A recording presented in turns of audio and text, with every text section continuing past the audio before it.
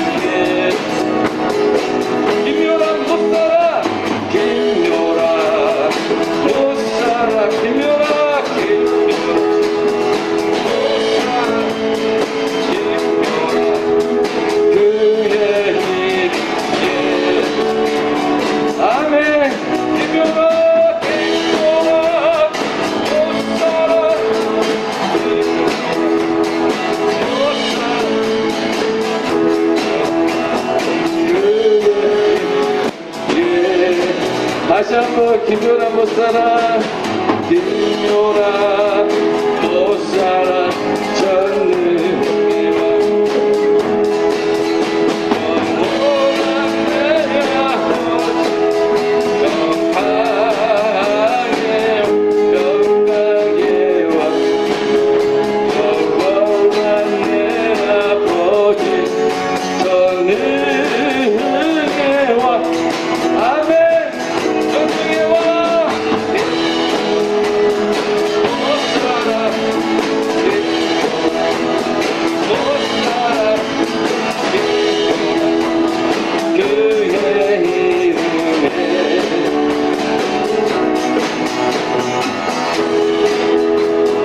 못 살아 못 살아 김연아 그의 이름 강한 용사 강한 용사 무장하신 거룩한 만군의 주 우리들을 모아 충성되하시네 원수 이제 원수는 힘없네 이곳에서 아무 힘과 권세 없네 여기 주님께서 계신 곳이 이제 아무 능력 강한 용사 무장하신 거룩한 만군의 주 대장 되신 주 우리들을 주저해 하시네 조금 느리게 할게요 원수는 이번에 이곳에서 아무 힘과 권세 여긴 주님께서 계신 곳이니 주께 모든 권세 있네 강한 용사 무장하신 거룩한 대장 되신 주 우리들을 모아 충성되게 하시는 원수 이제 원수는 힘없네 이곳에서 아무 힘과 없 여긴 주님께서 계신 곳이니 이제 아무 권세 없네 강한 용사 무장하신 거룩한 만군의 주 대장 되신 주 우리들을 모아 충성케 하시는 원주 이제 주님의 힘이 내 이곳에서 모든 권세를 여긴 주님께서 계신 것이 주께 모든 권세이 이제 주님만 힘이 내 이제 주님만 힘이 내 이곳에서 그가 권세 있네 여긴 주님께서 계신 곳이 주께 모든 권세이 이제 주님만 힘이 내 힘이 내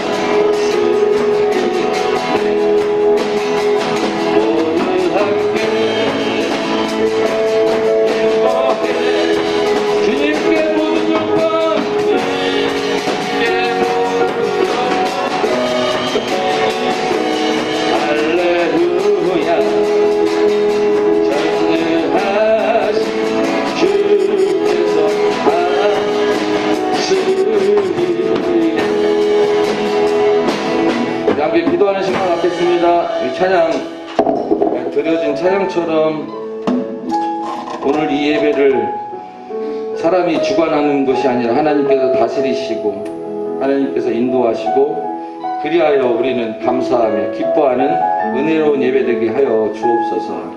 우리들의 가정과 이 사회가 하나님께서 다스리시는 하나님의 나라가 될 수 있도록 기도하겠습니다. 우리 기도하는 시간 갖겠습니다. 하나님 아버지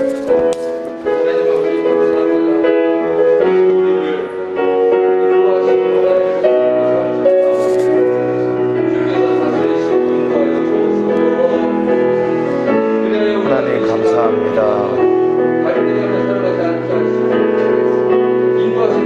연약한 저희를 붙잡아 주시는 감사합니다. 기름 부어 주셔서 풍성한 은혜로 하나님께 나아가는 열방교회 되게 하여 주시옵소서. 성령의 능력으로 기름 부어 주시옵소서. 성령의 기름 부으심을 차고 넘치게 하여 주시옵소서. 성령과 함께 하여 주시옵소서. 다 같이 일어나셔서 우리 찬양 드립니다. 만복의 근원 하나님.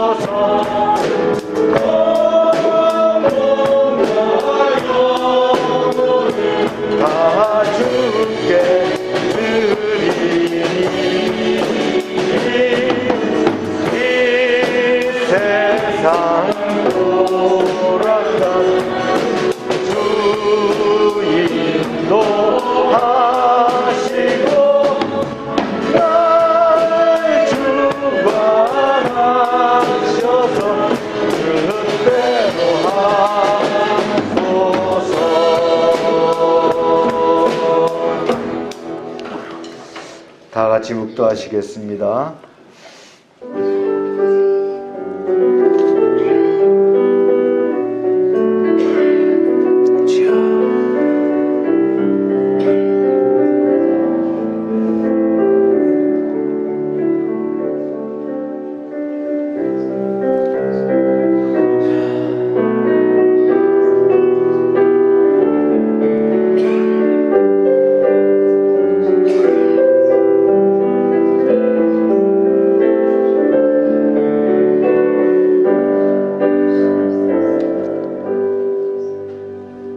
이스라엘의 왕인 여호와 이스라엘의 구원자인 만군의 여호와가 이같이 말하노라. 나는 처음이요 나는 마지막이라. 나 외에는 다른 신이 없느니라. 하나님은 영이시니 예배하는 자가 영과 진리로 예배할지라. 아멘. 만군의 왕이 되시는 만왕의 왕 하나님 아버지, 온 땅에 주님의 영광이 가득한 이날 베풀어 주신 은총을 사모하며 주의 백성들이 왕이신 하나님께 찬양과 경배를 드리기 위하여 모였습니다. 지난 또 계절 동안도 한결같은 사랑으로 우리의 발걸음을 인도하여 주신 그 은혜에 감사를 드립니다. 위기의 순간에 지켜주셨고 평탄할 때 찬송을 주셨으며 날마다 신앙이 흔들리지 않도록 눈동자처럼 보호하여 주셨나이다. 오 사랑의 주님, 앞으로도 우리 왕이 되셔서 영원토록 다스리시며 지키시며 인도하여 주옵소서. 예수님의 이름으로 기원하옵나이다. 아멘.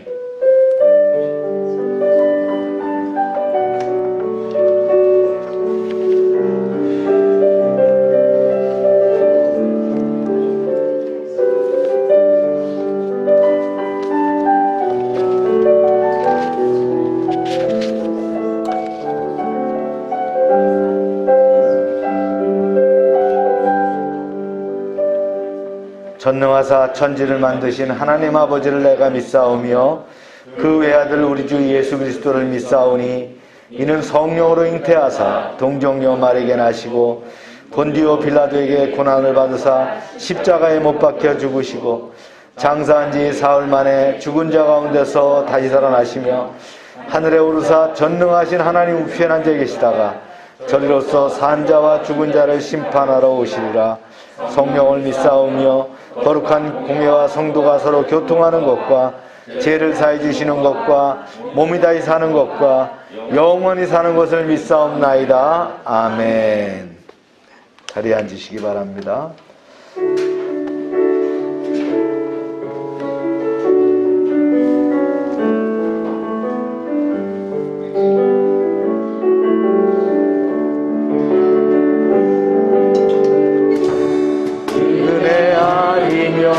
살아갈 수가 없네.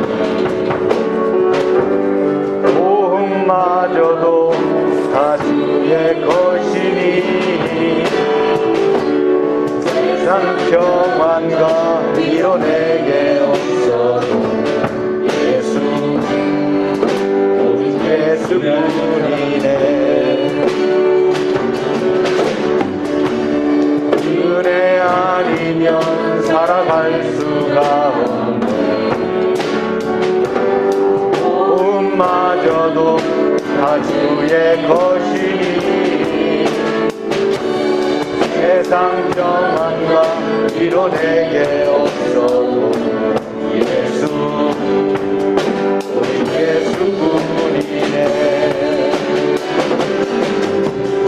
크신 게 다 볼 수도 없고 작은 고난에 저도 주께 묶인 나의 모든 삶 멋지고 웃게 하시네. 은혜 아니면 살아갈 수가 없네.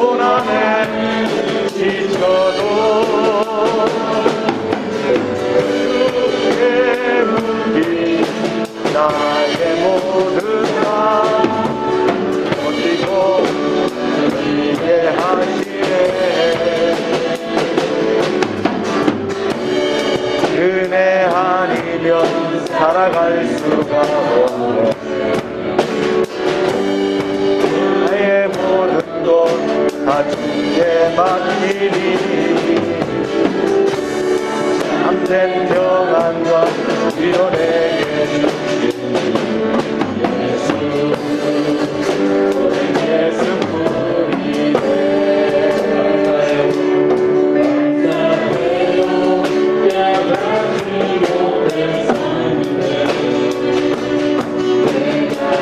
얼마나 소중한 존재라는 것,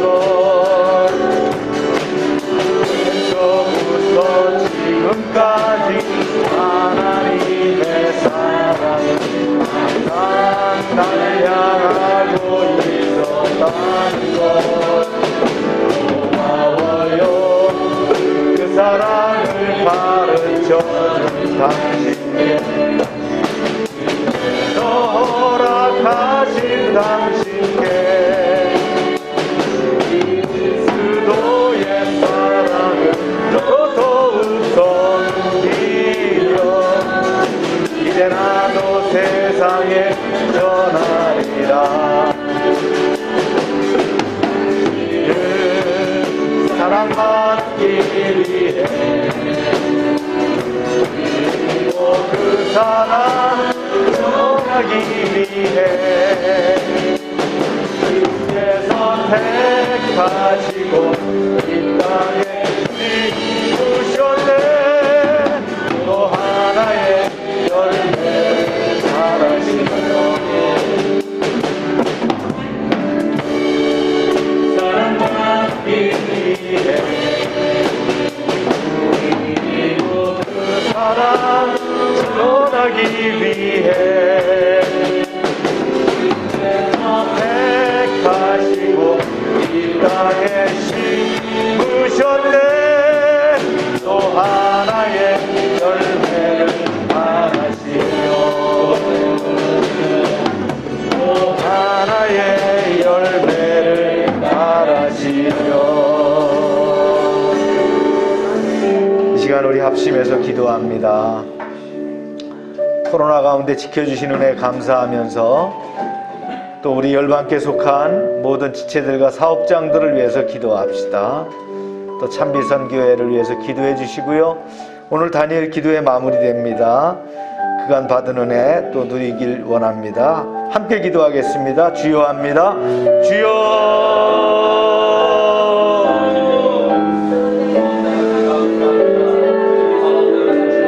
코로나 시대에 편안함을 내려놓게 하시고 예배가 회복되게 하여 주시옵소서. 예배는 하나님과 만남이며 최고의 가치를 드리는 것입니다. 순종과 하나님께 소속됨을 인정하는 이 예배, 우리가 이제 참여한 이들과 또 영상으로 드리지만 모든 성도들이 진정과 신령으로 예배하게 하여 주시옵소서. 열방의 사업장들을 지켜주시며 은혜의 기관으로 쓰임받게 하여 주시옵소서. 오병성 장로의 한국자동차 부품협회를 지켜주시고 우리 박동진 형제 민들레 진열장과 애견사업장도 지켜주시고 홍성호 집사의 동양페타운과 관련 사업장들 지켜주시고 하미수 권사 이비가 도안정과 온정호 또 준비하는 사업장에 함께 하시고 주관돈 집사의 하늘상조 권순욱 장로의 하우스틸 규명 집사의 이제 지역아동센터와 새로운 어린이집 지켜주시옵소서. 이창래 목사의 다운 임용 봉사에도 지켜주시고 참빛선교회와 열방 지역아동센터에도 함께하여 주시옵소서. 지난 기도회 가운데도 함께 지켜주신 은혜 감사합니다. 수능도 잘 치르게 하심을 감사합니다. 예배 시정을 주님께 의탁합니다. 주님 영광 받아 주시옵소서.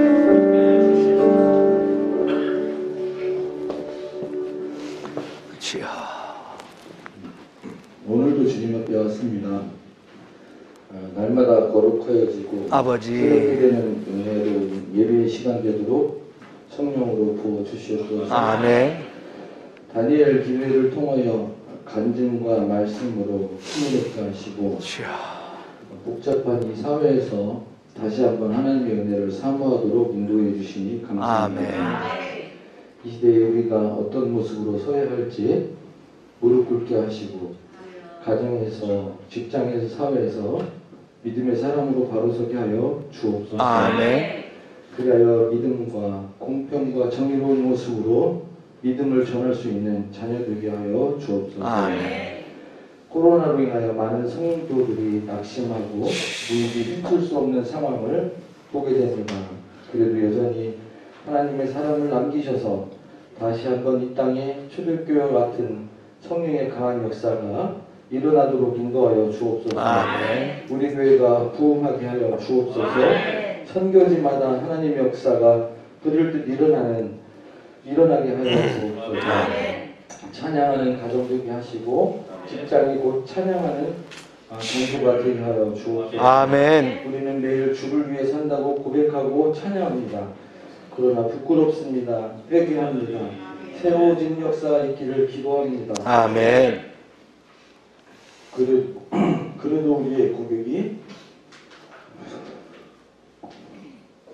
아버지. 진실된 고백이 되게 하여 주옵시고. 아멘. 아버지. 우리의 찬양이 진정한 찬양이 되도록 주여.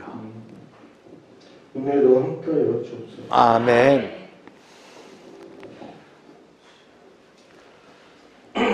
오늘도 주님 앞에 나온 자녀들을 주의 사랑으로 안아주시고 아버지.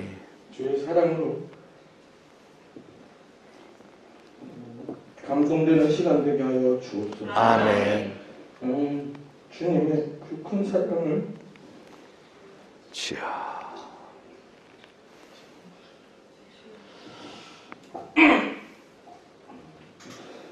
아픔이 있는 자녀에게 위로해 주시고 근심과 걱정이 있는 자녀는 주님 앞에 다 내려놓게 하시고 문제를 만나 고통 속에 있는 자녀는 하나님께 인도하시고 죄송합니다. 주여 아버지. 하나님의 인도하심이 있게 하여 주옵소서. 아멘. 오늘도 예배에 주장하시는 모든 말씀 예수 그리스도의 이름으로 기도했습니다. 아멘. 주여.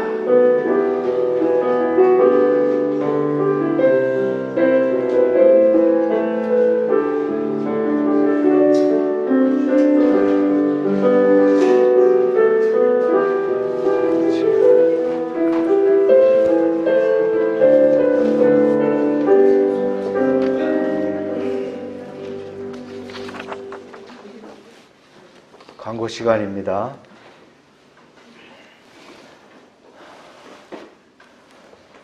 추수감사주의를 우리가 다니엘 기도가 연결되다 보니까 12월 첫 주로 이렇게 옮겨서 하겠습니다. 12월 첫 주일 추수감사주일로 섬깁니다. 다음 주일은 11월 선교주일이고요. 사랑연금을 다니엘 기도의 기간 동안에 드리는데 우리도 구제연금으로 매년 쓰이게 되죠. 여러분들 드려지는 헌금은 구제연금으로 구별해서 쓰도록 하겠습니다. 네, 오늘 다니엘 기도에 이제 마무리합니다. 풍성한 은혜로 여러분들 가족 단위로 또 여러분 혼자 드리신 분들도 또 은혜 감동을 또 새겨보시길 바랍니다. 비대면 청소년 양육은 다음 주일부터 진행하도록 하겠습니다.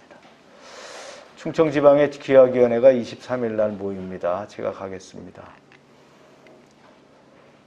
지역아동센터 프로그램들 진행하고요. 금요일 날 전주 임실마을 간다고 합니다.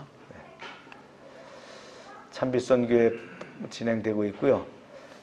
지난주에 나눔 카페를 폐업 했어요. 그래서 만보라운 나눔 카페를 폐업하고 그거를 뜯어서 아브라델로그로 옮기는 작업을 월요일부터 진행을 하겠습니다. 그래서 아이린 부부가 중심이 돼서 운영했던 나눔 카페를 아또 목산의 CBC 교회에서 그 자녀들이 아마 주관해서 하도록 선교사님이 이렇게 조정을 했습니다. 위에서 기도해 주시고요. 이제 선교지에 많은 변화들인데 선교사님은 이제 만부라오에서 해야 될 일들은 다 마치고 까삐떼로 나왔습니다. 그래서 까삐떼에서 마지막 정리하고 12월 2일 날 이제 한국으로 귀국할 그럴 계획을 가지고 계십니다. 그동안 여러 가지 이제 정건영 선교사 소천 이후에 정리하고 다듬는 일들 수고하셨는데 마지막까지 건강하게 안전히 돌아올 수 있도록 기도해 주시기 바랍니다. 네. 금년은 도전하는 해입니다. 한번 읽어보겠어요. 시작. 하나님의 사람아 도전하라. 네. 말씀은 열왕기상 20장입니다. 함께 읽겠습니다. 시작. 아람의 베닷 왕이 그 군대를 모으니 왕 32명이 그와 함께 있고 또 말과 병거들이 있더라. 이에 올라가서 사마리아를 에워싸고 그곳을 침해. 사신들이 다시 와서 이르되 베다난이 이르노라. 내가 이미 네게 사람을 보내어 말하기를 너는 네 그 은금과 아내들과 자녀들을 내게 넘기라 하였거니와 한 선지자가 이스라엘의 아합 왕에게 나아가서 이르되 여호와의 말씀이 네가 이 큰 무리를 보았느냐? 내가 오늘 그들을 내 손에 넘기리라. 너는 내가 여호와인 줄을 알리라 하셨나이다. 각각 적군을 쳐 죽임에 아람 사람이 도망하는지라. 이스라엘이 쫓으니 아람 왕 베다단이 왕 말을 타고 마병과 더불어 도망하여 피하니라. 이스라엘 왕이 나가서 말과 병거를 치고 또 아람 사람을 쳐서 크게 이겼더라. 그때에 하나님의 사람이 이스라엘 왕에게 나와 말하여 이르되 여호와의 말씀이 아람 사람이 말하기를 여호와는 산의 신이요 골짜기의 신은 아니라 하는도다. 그러므로 내가 이 큰 군대를 다 내 손에 넘기리니 너희는 내가 여호와인 줄을 알리라 하셨나이다 하니라. 그들이 굵은 배로 허리를 동이고 테두리를 머리에 쓰고 이스라엘 왕에게 이르러 이르되 왕의 종 베다란이 청하기를 내 생명을 살려주옵소서 하더이다.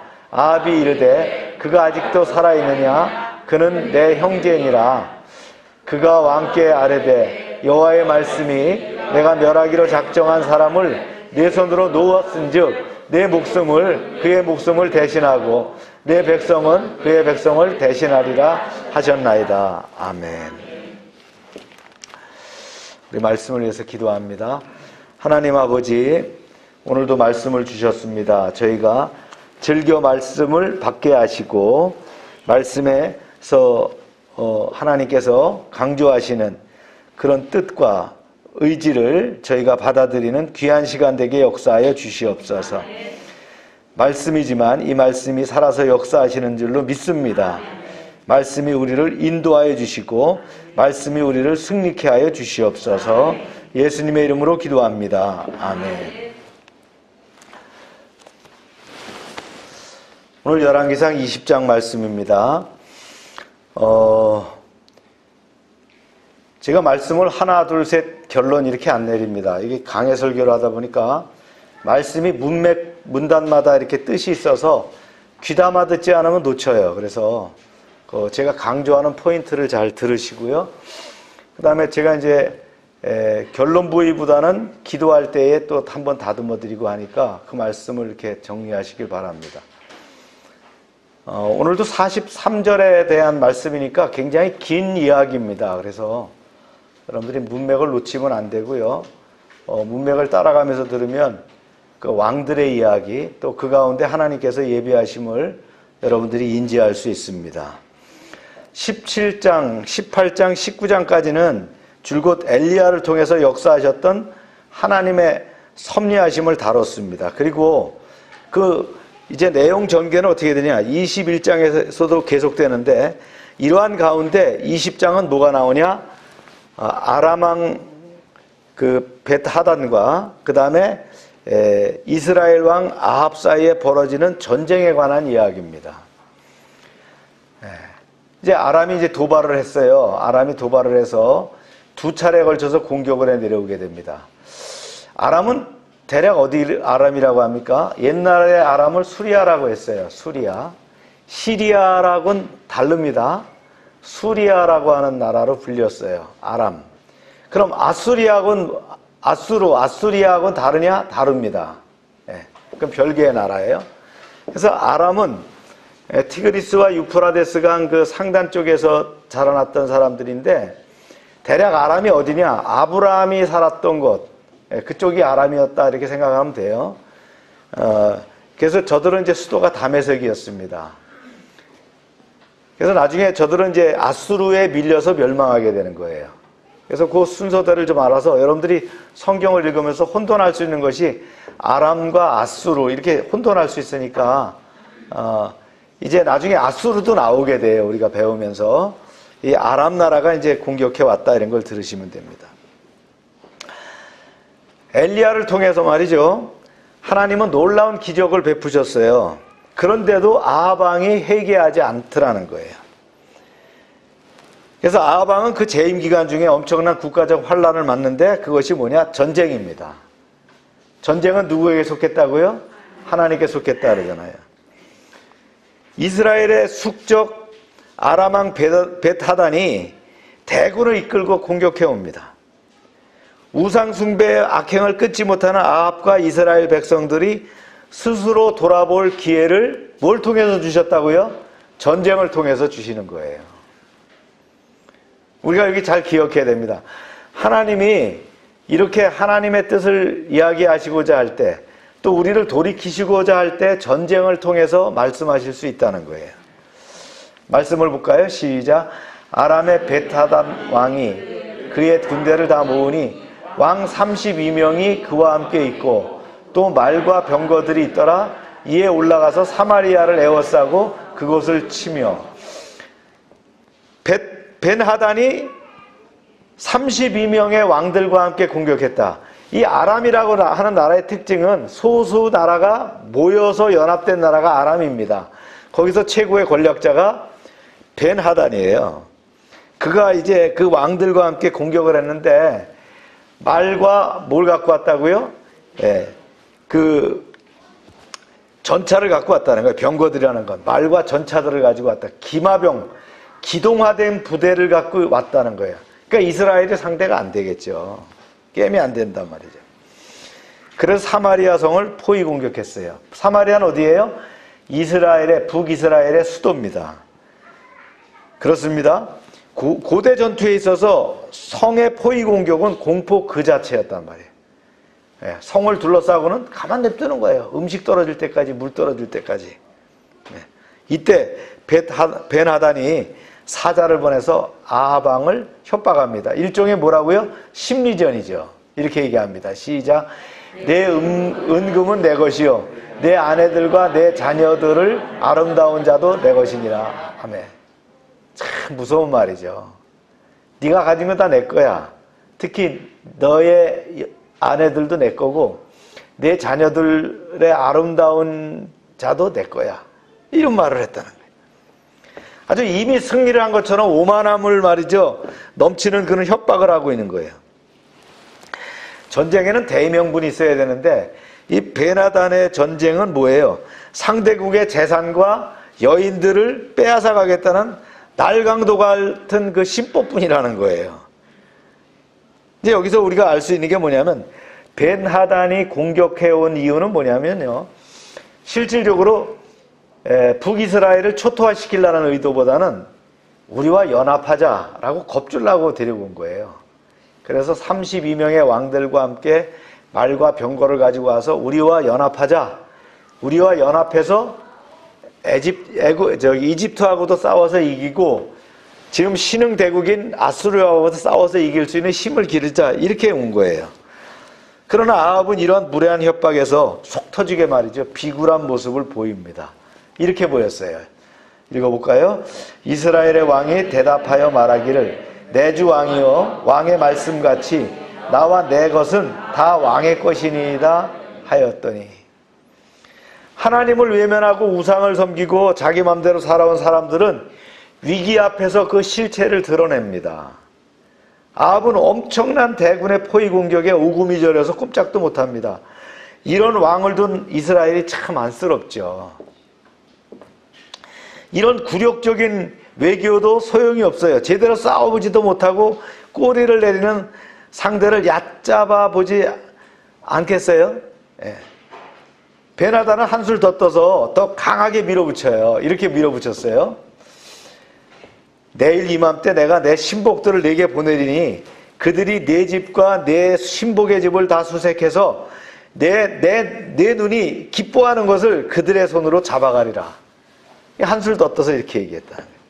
한 번도 싸워보지도 않고 자기 수하를 이스라엘 성 안으로 보내서 보물과 여인들을 취해가겠다라는 말도 안 되는 통보를 한 거예요.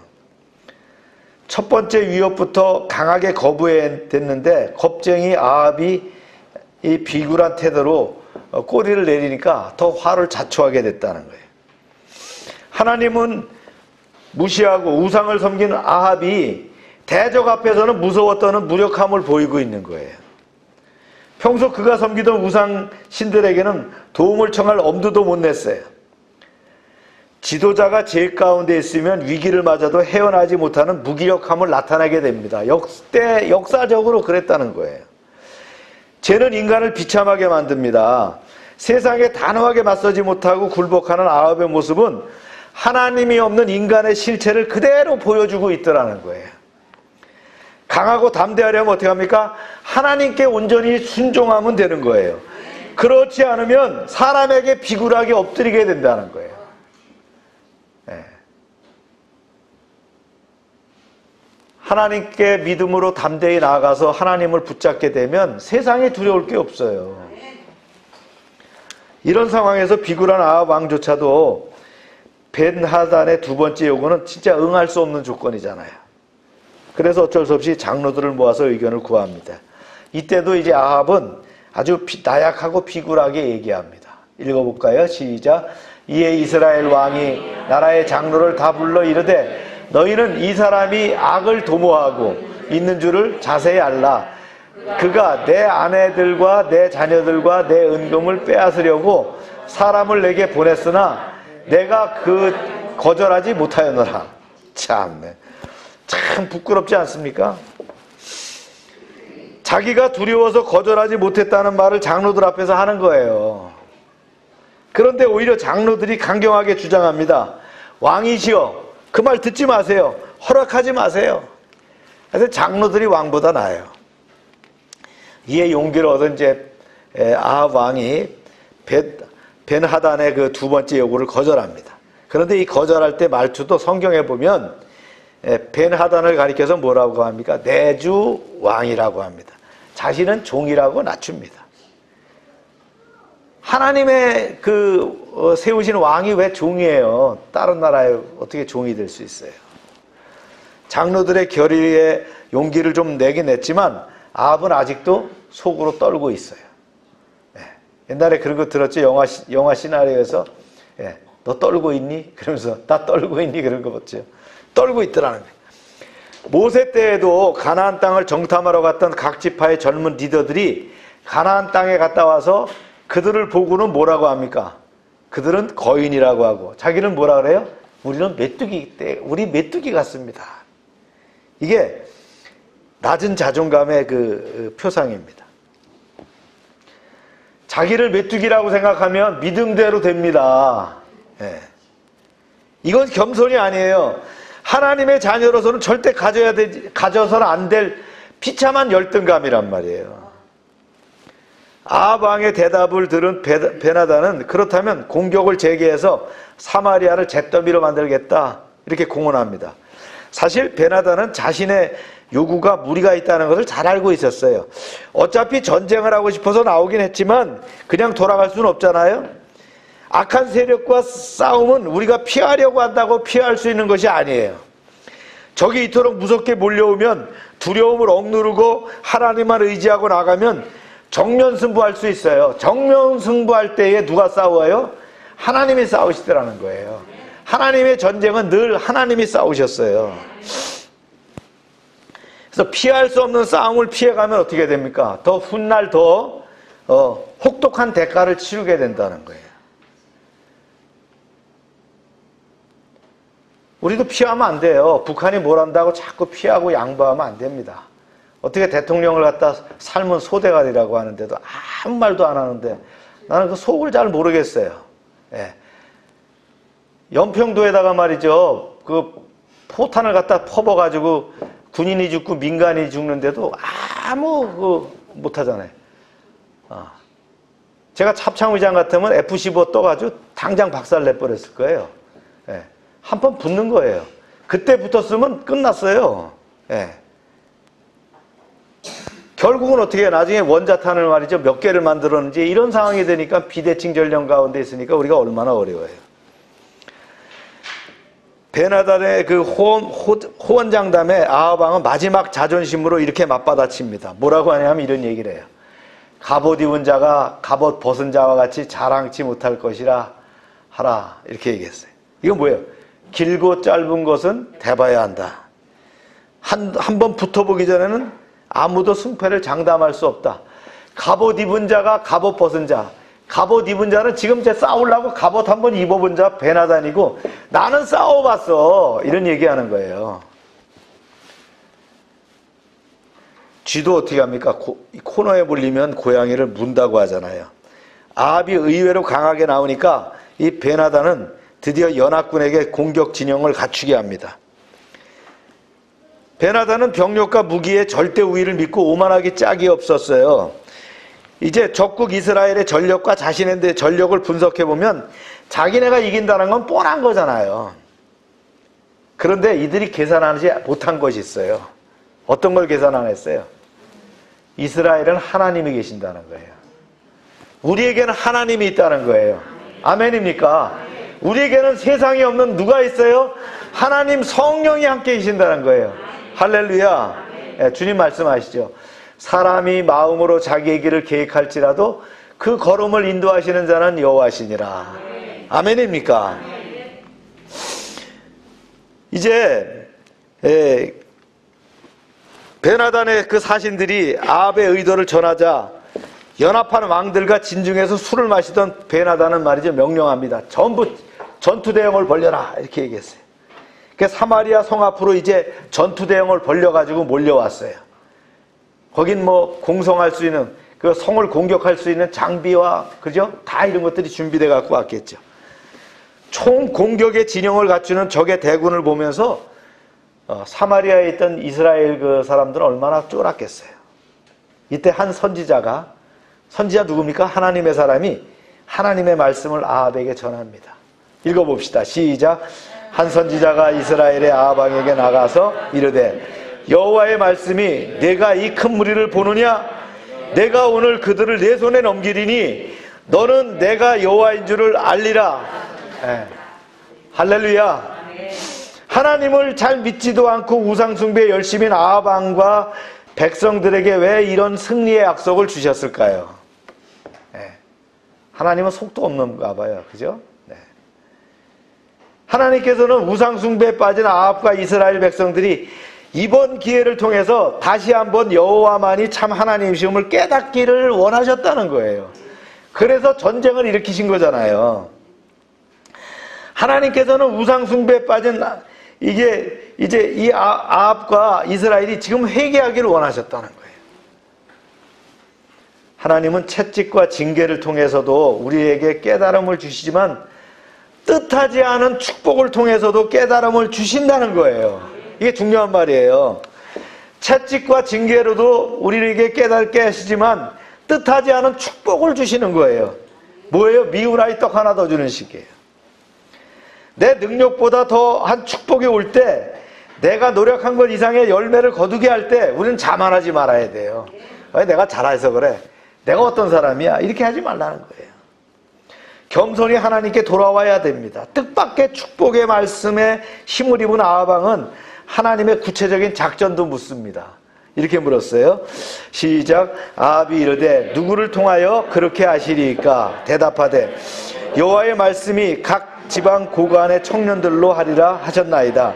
아합이 이르되 누가 싸움을 시작하리까? 대답하되 왕이시니이다.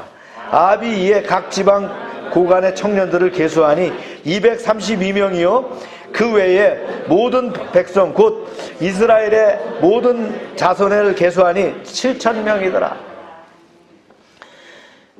여기서 각 지방 고관의 청년들을 선봉에 세우라는 의외의 작전 지시를 하시는 거예요. 참 하나님은 친절하게도요 이런 구체적인 지시를 하셔요. 이스라엘 지방 장관들에게 속한 경험 없는 젊은 장교들, 이들을 최선봉에 세우라는 거예요. 싸움 해본 적이 없어요. 다 합해봐야 얼마예요? 232명. 반개 대대도 안 돼. 대대 마이너스도 안 되는 상황이에요. 또 그들을 뒷받침할 총 전투력이 얼마예요? 7,000명밖에 안 되더라. 반개 사단 병력밖에, 한 2개 연대밖에 안 되는 거예요. 제대로라면 몇십만 명의 병력을 동원할 수 있는데 이스라엘이 이것밖에 병력을 동원할 수 없다는 건 뭐예요? 전의를 상실하고 도망갔거나 모여지지 않았다는 거예요. 이처럼 전쟁에 능한 용사도 아닌 젊은 장교들 200명을 앞세워서 아람의 대군을 말이죠, 싸워서 이길 수 있을까요? 이게 무슨 뜻입니까? 간단합니다. 이 전쟁을 주관하는 하나님께서 하나님이 하셨다는 걸 알고 하시기 위해서, 그걸 각인시키기 위해서 상대도 안 되는 그런 숫자를 가지고 전쟁터에 내보내셨다는 걸 우린 기억해야 됩니다. 정오가 됐어요. 정오랑은 난 12시잖아요. 이스라엘군은 선지자의 말에 따라서 젊은 장교들을 앞세우고 공격을 개시합니다. 이때 기가 막히게도 상대방인 그 벤하단 왕과 장막에서 32명의 왕들이 먹고 마시고 만취했어요. 한번 생각해 보세요. 싸워봐야 우리가 뻔해. 저들은 우리를 대적할 능력이 안 돼. 우리한테 항복할 수밖에 없어. 그래서 먹고 마시고 말이죠, 즐기고 있는 거예요. 그래 아주 그냥 꼭지까지 다 돌았어요. 그때 이제 보고를 받죠. 보고를 받는데 한 200여 명이 지금 앞으로 나오는 걸 보니까, 왕이시여, 우리한테 항복하러 오는 것 같습니다. 그렇게 봤다는 거예요. 혹은 사절단이 오는 것 같습니다. 이렇게 봤다는 거예요. 한번 보세요. 이런 상황이 됐어요. 그런데 이런 상황으로 반전됩니다. 시작. 각 지방 고관의 청년들과 그들을 따르는 군대가 성읍에서 나가서 각각 적군을 쳐 죽이매 아람 사람이 도망하는지라 이스라엘이 쫓으니 아람 왕 베나단이 말을 타고 마병과 더불어 도망하여 피하니라. 이스라엘 왕이 나가서 말과 병거를 치고 또 아람 사람을 쳐서 크게 이겼더라. 이게 바로 기습 공격입니다. 기습에 정의가 있어요. 기습은 예기치 않은 시간과 장소에 전투력을 집중하는 게 기습입니다. 뒤통수를 때리는데 예기치 않은 데 가서 때리는데 거기에 전투력을 집중하는 게 기습이에요. 세계에서 이긴 싸움들을 다 분석해보면 대부분 기습이었다는 거예요. 서프라이즈 어택, 기습 공격. 하나님이 함께 하시는 이 작은 군사들이 공격을 개시하자 아람 대군이 정신을 못 차리고 무너지기 시작했다는 거예요. 저들이 화친하러 오는가 보다 그래도 박수치고 받아들였는데 갑자기 칼을 빼들고 창검으로 막 공격을 해대니까 놀래갖고 도망가는데, 도망가다 보면 그런 거예요. 도망가는데 뒤에 저 앞에서 도망을 막 오니까 자기도 도망가는 거예요. 왜 도망가는지를 모르고. 그러다 보니까 대군이 흩어졌어요. 이런 상황이 됐다는 거예요. 그러니까 완전히 참패를 당했어요. 베나단이 제대로 말이죠, 전쟁 한번 해보지 못하고 232명에게 밀려가지고 작살이 났어요.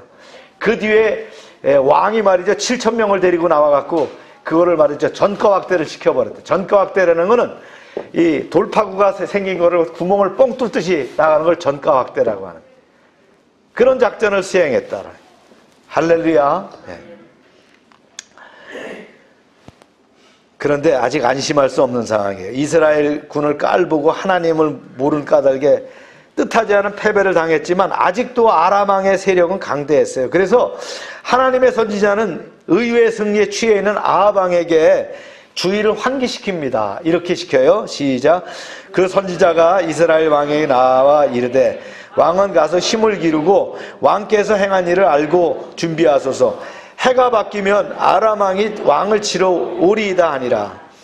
아합은 아람이 다시 공격해 오리라고 생각하지도 못했어요. 그래서 이제 이런 상황에서 선지자를 통해서 정확하게 준비를 시키는 거예요.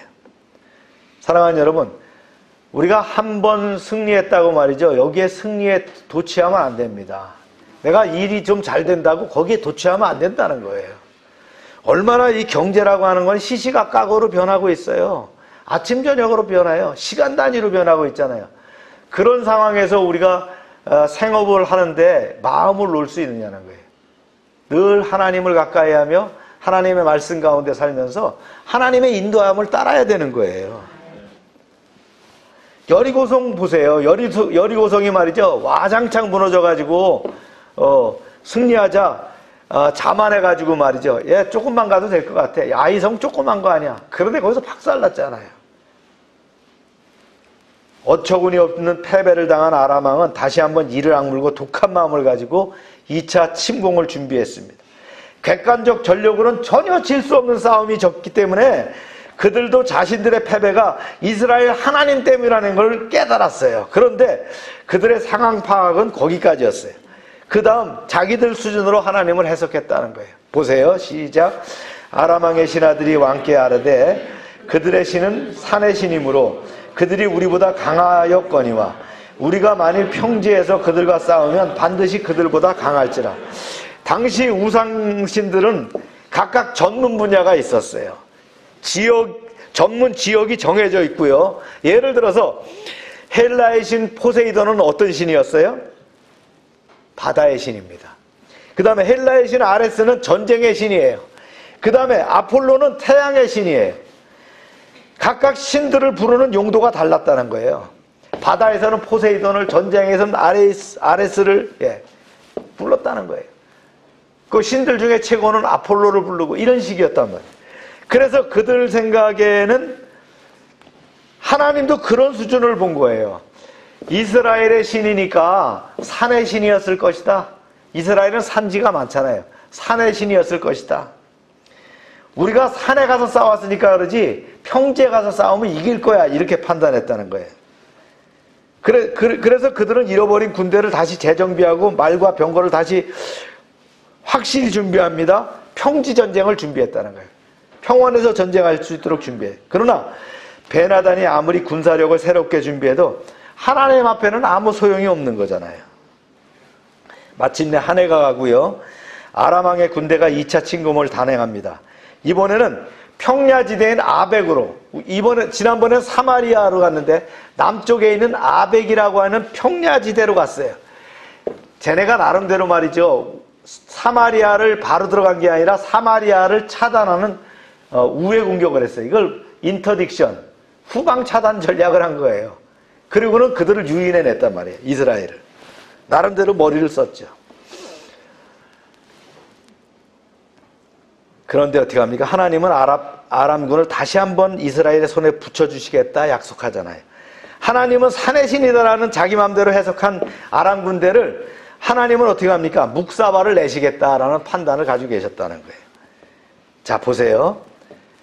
시작. 그때에 하나님의 사람이 이스라엘 왕에게 나와 말하여 이르되 여호와의 말씀에 아람 사람이 말하기를 여호와는 산의 신이요 골짜기의 신이 아니라 하는도다.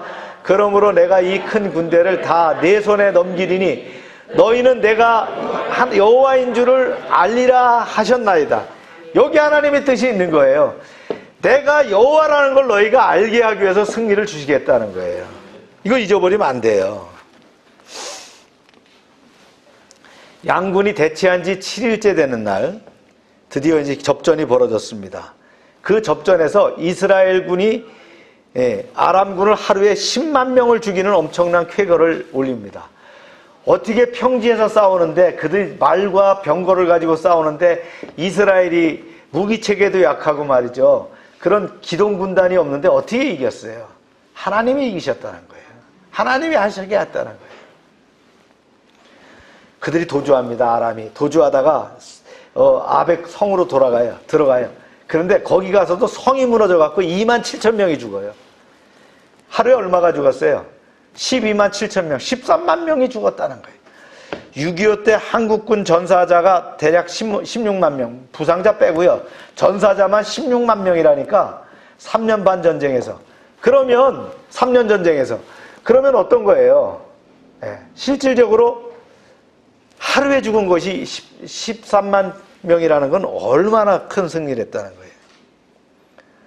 이로써 이스라엘 하나님 여호와는 그들이 생각하는 것처럼 산의 신만이 아니라 언제 어디서나 나 홀로 만물을 다스리는 전능의 하나님이심을 선포하신 것이라는 거예요. 할렐루야. 세상은 하나님을 다른 여러 신들 가운데 하나라고 인식을 합니다. 그래서 신두교들은 그 많은 신 중에 예수도 있다는 거예요. 해교도들은 어떻게 합니까? 예수도 선지자 중에 하나라는 거예요. 그렇기 때문에 예비하신 축복을 누리지 못하죠. 하나님이 주시는 풍요로운 삶을 살지 못합니다. 하나님을 아는 만큼, 그분의 능력을 신뢰하는 만큼 우리의 삶이 풍성해질 줄로 믿습니다. 무참하게 패배하는 그 아람 군대는 완전히 전의를 상실했어요. 이제 국가 존망의 위기에 놓였다는 거예요. 그렇죠? 대군이 무너졌어요. 그러기 위해서는 얼마나 군수나 이 물자들이 포함이 되겠어요. 그러니까 완전히 경제가 무너지고 말이죠. 13만 명이 죽었다는 건 완전히 그냥 다 끝났다는 거예요. 그래 머리에 굵은 베옷을 입고 상복을 입었어요. 머리에 허리띠를 두르고 이마에 테두리를 두르고 눈물을 뚝뚝 흘린 모습으로 아방을 찾아가고 항복을 합니다. 그리고는 최대한 봐달라고 하는 연극을 보낸 거예요. 그런데 이 어리석은 아방이 여기에 또 쏙 넘어가요. 아람왕 베나단을 뭐라고 불렀냐? 32절에 보니까 나의 형제요. 아니 나의 형제가 어떻게 와갖고 말이죠, 보물을 뺏어가겠다, 부인을 뺏어가겠다, 자녀를 잡아가겠다, 이런 형제가 어디 있어요. 엄청난 아람의 대군을 물리친, 2번이나 물리친 이 아합이 하나님께서 했다는 것을 까맣게 잊어버리고 경솔한 반응을 보이고 있다라는. 이 아합이 베나단을 형제라고 부르자가 베나단이 뭐라고 합니까? 이렇게 하는 거예요. 네, 베나단은 아합 왕의 형제입니다. 이렇게 대답했다는 거예요. 그리고 매달렸어요. 이에 우쭐해진 아합은 말이죠, 자기가 통이 큰 것처럼 호기를 부립니다. 나는 말이 이렇게 관대한 사람이야, 이렇게 호기를 부리는 거예요. 그러면서 이제 벤하단을 말이죠, 이렇게 포옹했다는 거예요. 베나단이 얘기합니다. 우리가 뺏은 성은 다 돌려드리겠습니다. 그건 당연한 거예요. 안 돌려주면 어떡할 거예요? 너 당장 죽을 건데. 그러면서 또 얘기합니다. 왕이시여, 우리나라 다메섹에다가, 우리 수도에다가 당신의 아합의 거리를 만들겠습니다. 얼마나 기분 좋아요. 그러니까 내 거리를 적의 수도에다가 말이죠, 만든다는 거예요. 우리도 서울에 가면 뭐가 있어요? 무슨 도가 있어요? 테헤란로 이렇게 있잖아요, 그죠? 상대방의 그 교류를 위해서 만든 그런 도로가 있다고. 이러다 보니까 침략의 괴수 베나단을 그냥 살려서 내보내줬다는 거예요. 하지만 이것은 지극히 인간적인 생각뿐이지, 우상을 섬기고 불순종하는 아합에게 과분한 은혜로 2차례나 기적 같은 승리를 베풀어 주신 하나님의 뜻을 전혀 무시한 것이었다는 거예요. 하나님이 받을 자격이 없는 사람에게 의외의 축복을 주실 때는 다 뜻이 있다 그랬어요. 회개하고 하나님께 돌아오는 메시지예요. 인간적인 수단들에 의지하지 말고 하나님만 의지하라는 메시지예요. 그래서 절망적인 상황 가운데 승리의 약속을 주신 거예요. 그런데 정작 승리를 얻었을 때 하나님을 생각하지 않고 인간적인 호기를 부리면서 그 축복을 맥없이 흘려보냈다는 거예요. 이게 바로 아합의 실수예요.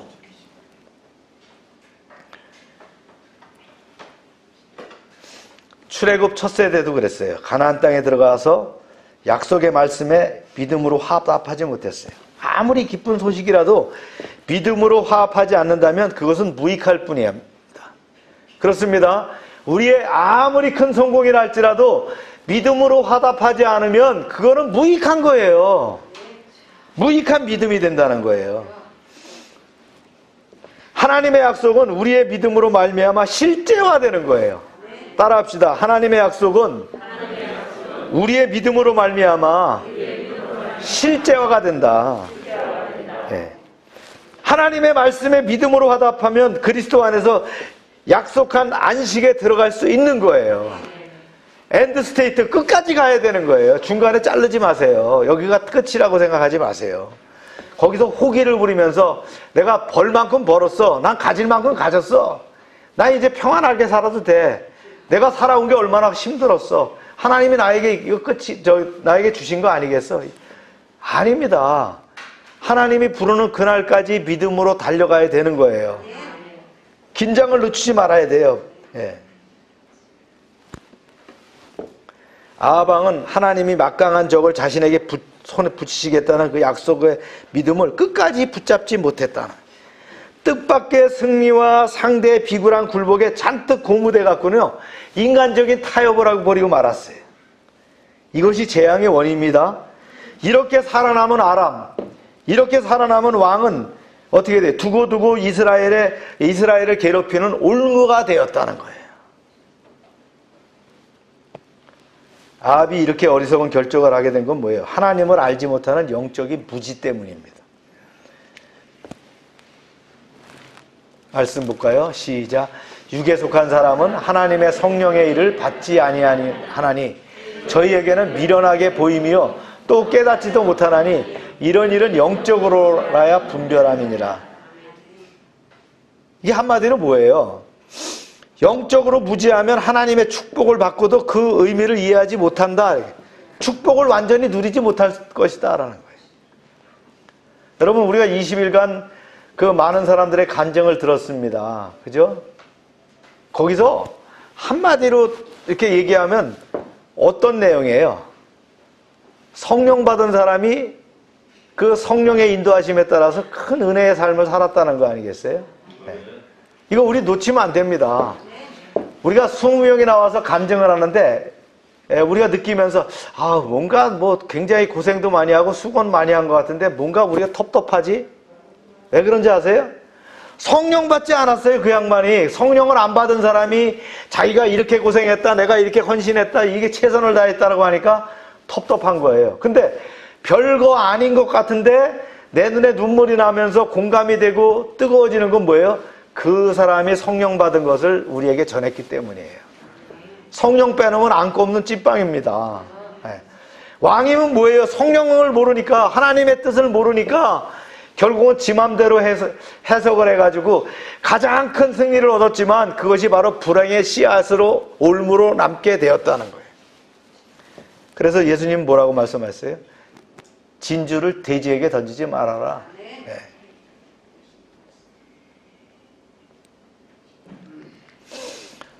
자기 마음대로 베나단을 살려준 아합에게 즉시 하나님의 심판이 선포됩니다. 축복의 말도 선지자가 했지만 심판의 말도 선지자가 와서 하는 거예요. 두 가지 사건을 주는데요. 하나는 이제 선지자가 말이죠, 하나님의 말씀대로 자기 동료에 가서 자리를 한 대 때리라는 거예요. 그러니까 이 동료가 내가 당신을 왜 때려? 때릴 수가 없어. 그랬단 말이에요. 때릴 수가 없다는 사람이 짐승에게 물려서 죽는 거예요. 딴 사람한테 갔어요. 날 때려. 그러니까 때리니까 눈탱이가 밤탱이가 됐어요. 그래서 이걸 수건으로 싸갖고는 왕에게 나갑니다. 왕에게 나가서는 변장을 하고서는 뭐라고 얘기했냐면 이렇게 얘기합니다. 어떤 사람이 포로 한 명을 저한테 맡기면서 만약에 이 사람을 놓치면 네가 죽든지 한 달란트를 줘야 될 것이다 라고 얘기했는데, 제가 뭐 볼일 보다 보니까 포로를 놓쳤습니다. 왕이시여, 이거 어떻게 하면 좋죠? 그러니까 네가 잘못했네. 왕이 그러는 거예요. 그러니까 수건을 이렇게 쓱 풀르는 걸 보니까 선지자인 거예요. 그래서 아차 그랬죠. 보세요. 이렇게 말씀합니다. 또 아까 말씀 준비한 거 있죠? 그거 보여주세요.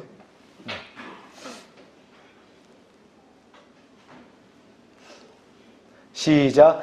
여호와의 말씀이 내가 멸하기로 작정한 사람을 내 손으로 놓았은즉 내 목숨은 저의 목숨을 대신하고 내 백성은 저의 백성을 대신하리이다 하셨나이다. 베나단은 하나님께서 그에게 지키도록 명한 포로였고요. 아합이 자의적으로 그를 살려준 것은 명백한 죄인이 이제 죄값을 치러야 한다는 거예요. 말씀을 무시하고 제멋대로 그를 놓아준 그의 책임으로 아합은 자신의 생명을 내어 놓아야 했습니다. 아합 왕은 이 무서운 심판을 듣고 말이죠, 성경에 보면 43절에 그랬어요. 마음이 근심하고 답답했다. 여기서 답답했다, 마음이 근심되고 답답했다, 이 원어는 뭐냐면요, 분노했다는 거예요. 그 분노가 있었다는 거예요. 하나님이 자기에게 말씀하시는 것에 대한 분노를 갖고 있었다. 그는 근심하고 분노했을 뿐 아니라 죄를 깨닫고 회개하지 않았다는 거예요. 보세요. 하나님은 밧세바 사건 때 다윗의 죄를 뉘우칠 때도 어떻게 합니까? 누굴 보내요? 선지자 나단을 보냈더니 그가 눈물로 침상이 뜰 만큼 회개를 했다고 했다. 다윗의 반응과는 완전히 달랐어요. 시편 51편을 보면 다윗은 그 즉시로 뼈를 깎는 회개를 했다는 거예요. 그런데 아합은 그저 근심할 뿐만 아니라 마음속에 뭔가 이렇게 분노 같은 걸 가졌다는 거예요. 하나님께서 죄를 지적하시는 것은 그를 정죄해서 멸망케 하려는 목적이 있는 것이 아니에요. 죄를 깨닫게 하고 회개하도록 주셨다는 거예요. 멸망에서 구원하시기 위해서 지적하시는 거예요. 그래서 매를 때리실 때도 있어요. 우리 이때 주의해야 된다. 빨리 알아차려야 된다는 거예요. 빨리 원위치로 돌아오는 게 회개잖아요. 그러나 하나님에 대한 무지했던 아합은 그런 사실을 몰랐기 때문에 근심만 했고 분노만 했지 회개할 줄을 몰랐다라는 거예요. 다시 묵상과 나눈 펴주실래요? 보세요. 아람의 공격에서 이스라엘을 방어하시는 하나님의 의도는 뭐예요?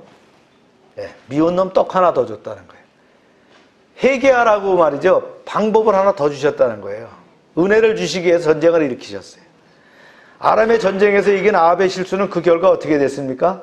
하나님의 뜻을 알지 못했다는 거예요. 교만 떨다가 결국은 말이죠, 이제 올무를 만드는 그런 상황이 만들었다. 하나님이 지적하실 때 어떤 자세가 필요하다고요? Yes, sir 하고 빨리 돌아갈 수 있어야 된다. 이런 믿음을 하나님이 요구하시는 거예요. 또 한 주간 도전받는 말씀이 되시길 주의 이름으로 축원합니다. 기도합시다. 참 좋으신 하나님, 오늘은 아합과 베나단의 전쟁에 대해서 말씀을 나누게 하심을 감사합니다. 엘리야를 통한 하나님의 놀라운 기적 앞에도 회개하지 않은 아합 왕은 그 재임 기간 엄청난 국가적 환란을 직면하게 됐는데, 이것은 바로 이스라엘의 숙적 아람 왕 베나단이 대군을 이끌고 침공한 것입니다. 사실 이 전쟁은 우상 숭배의 악행을 끊지 못하는 아합과 이스라엘 백성들이 스스로를 돌아봐야 할 기회를 준 것입니다. 우리가 위기를 만나더라도 그 가운데 하나님의 뜻이 무엇인지를 잘 분별하고 대처하는 믿음을 주옵소서. 아람의 전력은 북이스라엘이 막아낼 수 없을 정도로 막강했지만 선지자를 보내셔서 준비하게 하시고 구체적으로 싸울 방법을 알려주셔서 2년에 걸친 침공에 아합이 대승리를 거두게 하셨습니다. 그러나 영적으로 어두운 아합은 전승의 기쁨에 취해서 하나님의 의도를 무시하고 베나단을 살려보내므로 훗날 침공과 올무가 되는 우매함을 저지르게 됩니다. 하나님이 마지막까지 실망치 않으시고 우리를 인도하시려는 그 사랑을 기억하게 하시고 우리가 매사에 하나님의 뜻과 인도하심의 의도가 무엇인지를 분별하고 지혜롭게 바른 길을 택하여 나아가는 축복을 허락하여 주시옵소서. 하나님이 지적하신다 할지라도 겸손하게 받아들이고 신속히 시정하는 결단할 믿음을 가지게 하여 주시옵소서. 위드 코로나 시대에 슬기롭게 이 난간을 헤쳐나가게 하시고 이럴 때일수록 모이기에 힘쓰며 예배를 회복하며 더욱 기도하며 말씀 가운데 깨어있게 하여 주시옵소서. 다니엘 기도회를 오늘 마칩니다. 받은 은혜가 내 삶의 도전이 되게 하시고 에너지가 돼서 풍성한 삶이 되게 하여 주시옵소서. 늘 변함없는 신앙과 충성으로 승리하는 한 주가 되게 하여 주시옵소서. 예수님의 이름으로 기도합니다. 아멘. 다 같이 일어나셔서 우리 찬양하고 마칩니다.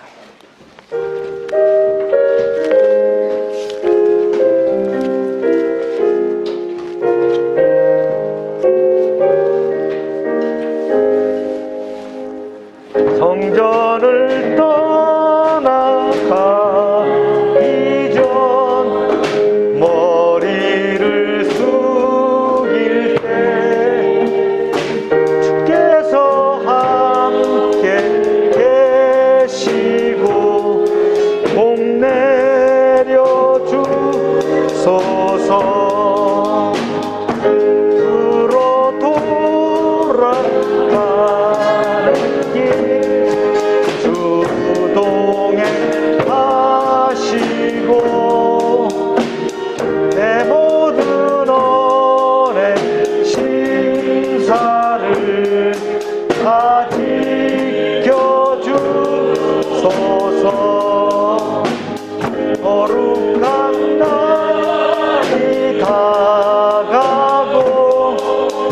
저녁이 되도록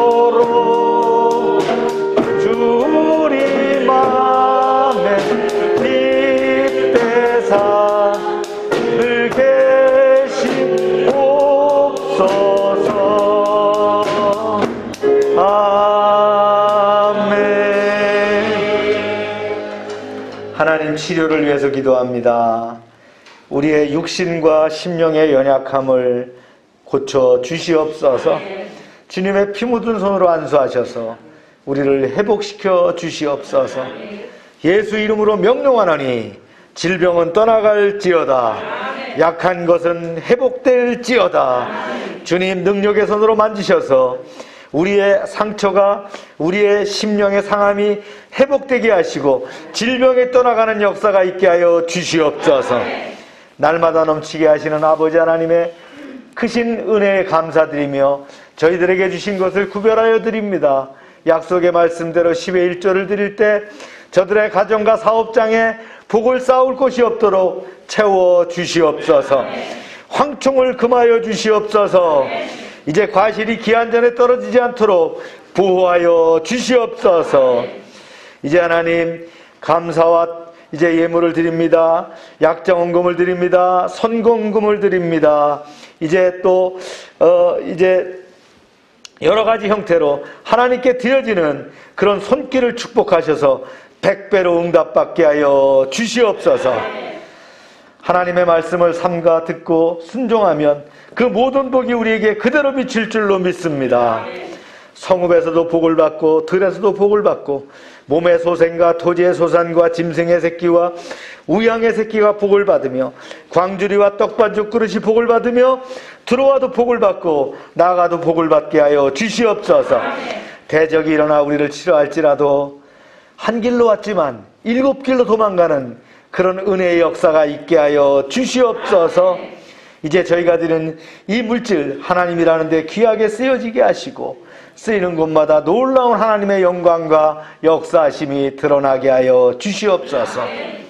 이제는 우리의 죄를 위하여 십자가에서 피 흘리신 예수 그리스도의 은혜와 우리를 창조하시고 섭리하시고 주장하시는 하나님 아버지의 사랑하심과 늘 함께 하시는 성령의 교통하심이 지금부터 영원토록 함께 하시기를 축원하옵나이다. 아멘.